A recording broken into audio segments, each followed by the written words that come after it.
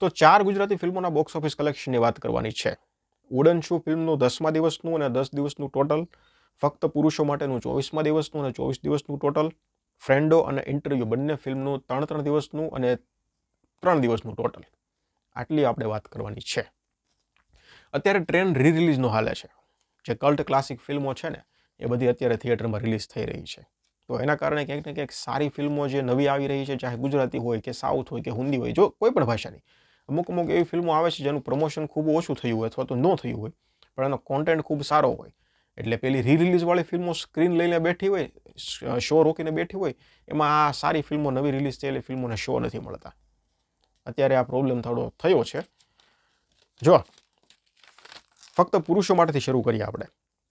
21મા દિવસનું 4 લાખ હતું, 22મા દિવસનું 2 લાખ, 23મા દિવસનું 7 લાખ અને 24મા દિવસનું 13 લાખ રૂપિયા કલેક્શન. ટોટલ 8 કરોડ અને 13 લાખ રૂપિયા આ ફિલ્મનું કલેક્શન 24 દિવસનું થયું છે.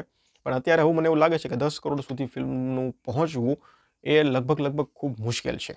કારણ કે 8 કરોડ અને 13 લાખ રૂપિયા થયું છે ટોટલ.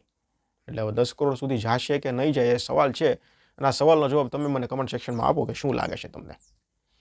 ઉડન શૂનું કલેક્શન ખૂબ સારું છે, એટલું ધૈર્યું નહોતું. ઉડન શૂની વાત કરીએ તો 7મા દિવસનું 10 લાખ હતું, 8મા દિવસનું 6 લાખ, 9મા દિવસનું 16 લાખ અને 10મા દિવસનું 38 લાખ રૂપિયા કલેક્શન આવ્યું.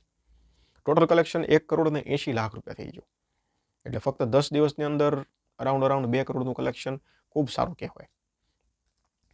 ફ્રેન્ડોની વાત કરીએ તો પહેલા દિવસનું 5 લાખ, બીજા દિવસનું 10 લાખ અને ત્રીજા દિવસનું 14 લાખ. ટોટલ 29 લાખ રૂપિયા કલેક્શન ફ્રેન્ડોનું થયું છે.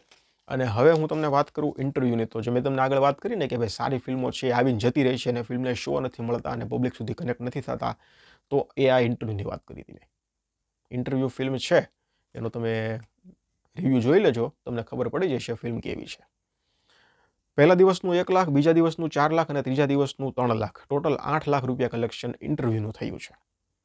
એટલે આ કલેક્શન હતા ચારેય ફિલ્મોના. હવે આમાંથી કઈ ફિલ્મ, ચારમાંથી કઈ ફિલ્મ તમને વધારે પસંદ આવી એ મને કમેન્ટ સેક્શનમાં જણાવજો. ધન્યવાદ.